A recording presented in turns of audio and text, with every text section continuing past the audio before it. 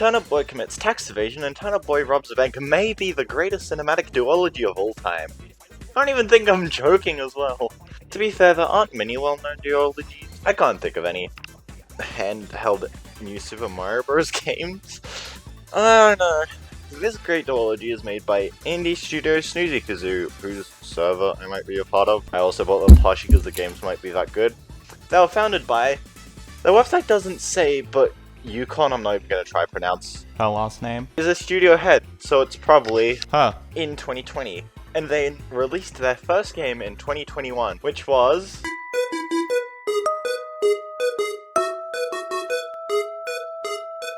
Released in 2021, Turnip Boy Commits Tax Evasion is about Turnip Boy. He committed tax evasion. So little Turnip Boy has to go do stuff for Mayor Onion to get his greenhouse back. Simple but silly. That describes a lot about this game, silly. I personally find this game really funny, and it scores a 9 out of 10 on the funny meter. It's filled with dumb memes or jokes about internet culture, which I know people look on at dead memes from even just like a year ago as cringe and dated. I don't know, I think it's semi-timeless due to sort of more absurdist of them, and I don't think it's really like random equals funny. It's more clever than that, I think. It also has actually funny meta humor. Whoa! I know this point is very muddled in my explanation, but as you can see, I'm not a comedian and I'm trying hard because if you can't tell, I'm very unfunny. The game itself is an adventure game similar to Zelda, and a million times better, fight me! Each of the dungeons are well designed, the puzzles are quite simple, but honestly, I don't really care. I felt smart a few times when it wasn't extremely obvious to me.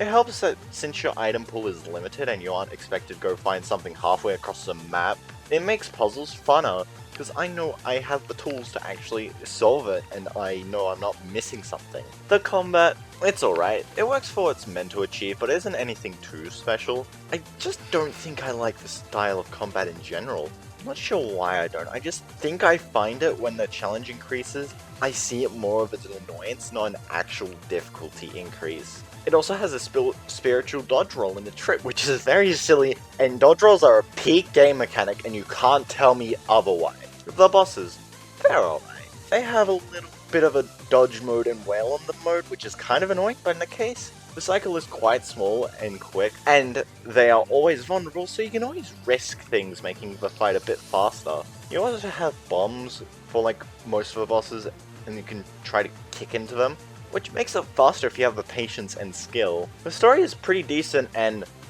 subtle with what happens, and I think it's interesting. Silly little Turnip Boy being part of a mafia is very funny to me. All of the side stories and quests are pretty nice too. My favorite is when the acorn wants real estate. I just find each piece of dialogue fairly humorous. You also help the rival of your father, the pickle gang, out of a jar. This will be important later. After you've obtained all the documents, you learn that Matt Onion was actually tricking you all along, so he won't give you back your greenhouse. That was rude.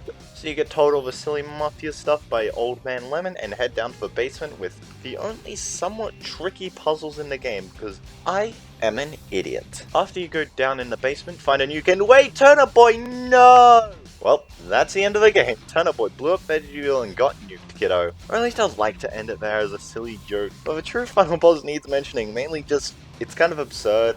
And you need to make sure you get it, because otherwise I don't think the end of the game's that satisfying. You do need to rip all the documents so you can get it. I'm not going to say what it is, because I don't want to spoil it. You know that I've spoiled most of the game. My only minor flaw, any others are essentially minorer than a minor flaw, is the game's length. I just want a lot more when it's done, because it only takes like 3 hours to 100%. It's also like 2250 AUD. Yeah, no. That's a bit too much for this in my opinion. I believe you should wait for it to be like 20% off, and then I reckon it's worth it for this 9 out of 10 experience. The game itself's only like 7 out of 10, but let's ignore that because I am a stupid idiot. 9 out of 10. No objections allowed. So that was pretty short, but again, it's a little game, there's not much to say about it. Then, in 2024, Snoozy Kazoo released the sequel to this cinematic masterpiece.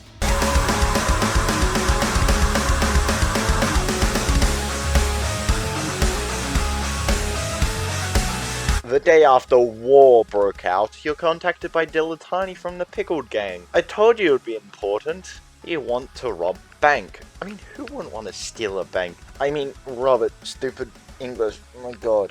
The genre this time has changed from a top-down adventure game to a top-down adventure game, but with roguelike elements and guns. I just realized how silly it is to give Turnip a gun. The main element shared between roguelite is the slight randomization of each run and the fact you have runs to begin with. You have 3 minutes to grab as much stuff as possible and get out of the bank before the police come in. You can stay a bit longer after the police come in if you want, but if you stay in too long, Stinky, this guy that I'm supposed to mention, he is surprisingly forgettable, which is concerning because he's the main antagonist. He just gasses the bank, killing you, and theoretically all the other Veggie folks, which is very funny. But overall, his presence is kind of forgettable. The main thing I don't like about the roguelike elements is the amount of run stoppers you encounter on the journey. There's like 1 per zone, and they get increasingly more expensive, requiring multiple runs to get enough money, which is a bit annoying, especially when I keep spending all my money at this little bigoted robot shop. I'm not joking. Look! This is real! Also, don't blame Snoozy Kazoo for this, it's blame Me6, screw Me6. For little craphead's shop, you can buy upgrades. They're pretty alright, as most of them are fairly basic upgrades, but with the hoarding theme of money, I believe purchasing them was the right call compared to progression-based raising of sort of stats and stuff, mainly just due to sort of you're already getting a lot of money, you should be able to spend that. Overall, do like the roguelike elements of the game. Like, I have to infiltrate the bank multiple times to get everything, and with how the game's structured, it does feel a lot more natural to go in and back, and it doesn't feel like a nuisance to me. The combat this time is actually really fun. The increased speed of Little Turnip and the added complexity really helps. In the PC version, to aim your weapon you use a mouse and use left click to fire. It's simple, but it's a significant improvement to the game's combat, and it makes it so much better. Especially since you don't stop moving when you attack, it makes it so much satisfying to use anything, especially the melee weapons. I really like just running past a donut and smacking them, and usually OHKOing them. I do vastly prefer the melee weapons. I don't use the guns that much in this game, which is a risk reward I'm personally fine taking. I generally prefer the closer ranged but higher damage weapons in games. I just find them satisfying even though there's the added risk. The ranged weapons though are still fun to use. They're practically required for bosses, well, I find them practically required. Even though the satisfaction of longer range weapons isn't as high for me, others may prefer the long playstyle, and it's still fun to use. I just find melee weapons fun. This game also has the better version of the better dodge roll. I mean, if you already weren't convinced, there you go, all you need, tripping Turnip. As I mentioned, this game also has bosses, and I believe they're better than tax evasions. I find myself not wanting to brute force them like I ended up doing in tax evasion. I actually played smartly, and it feels like they had an actual challenge instead of me just wanting to speedrun them. None of the bosses felt too unfair, but Mecha Chad definitely did feel like the hardest one. He is also not the final one. Most enemies when killed drop money, which fills up your imaginary sack of cash, which has a limited size, which you can upgrade on consecutive attempts. This is where all your cash goes, but you can collect, I'm just gonna call them objects, which sounds lame, but I don't know, I can't think of anything better.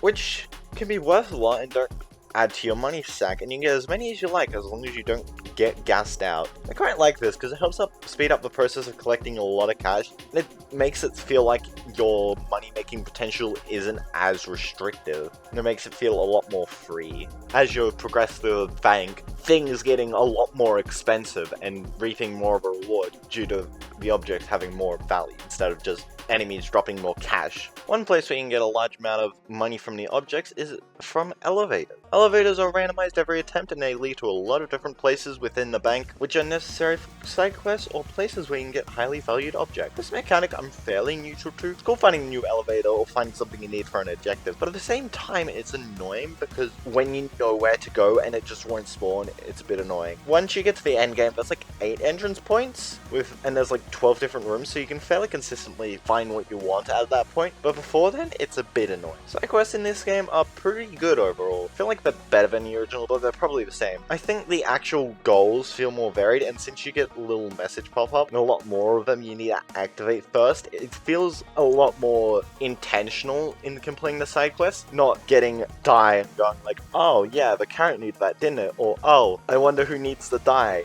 Also, one of the side quests you get a trans rock. The side quests are better for that alone. This game does feel more creative in general. Some stuff like the soap video I couldn't imagine being in the first game. A lot of the ideas help flesh out the world more, which I really enjoy. Next, I'm gonna cover the most disastrous and scary complaint of this game. Prepare yourselves. It's slightly less funny than tax evasion. I know, don't scream.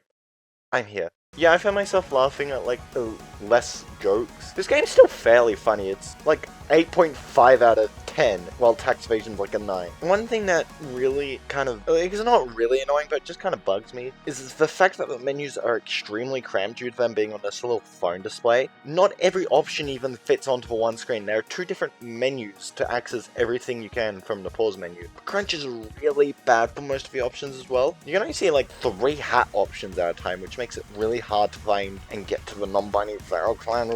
And there are only 3 music options at a time, which is really annoying, because the OST is really good. Genuinely, this game's OST is one of the best out of any video games I've played. It's like crazy good. In-game OST is a bit more debatable whether or not it actually feels like proper boss fight music or whatever context it is. I think it's mainly because whenever I listen to these songs, it's separately and I don't have a little turnip boy running around gunning people down, and when it is, it just feels weird. And my personal turnip boy selects a Bleed Blue,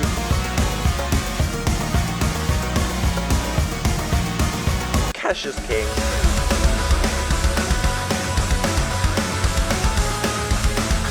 Mycelium,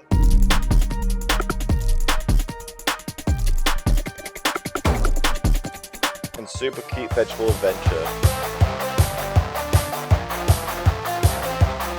Overall, yeah, this is a much better game than Tax Evasion while improving the experience. It's only like an 8 out of 10 game, but as an experience, it's 9.5 out of 10. You should pick it up for full price. I think it's more worth it in this scenario. It's still only 5 hours, so you be the judge of that. Both these games are generally some of the best experiences I've had in my life. They're funny, fun, and just a plain old good time. Best of all, they have Turnip.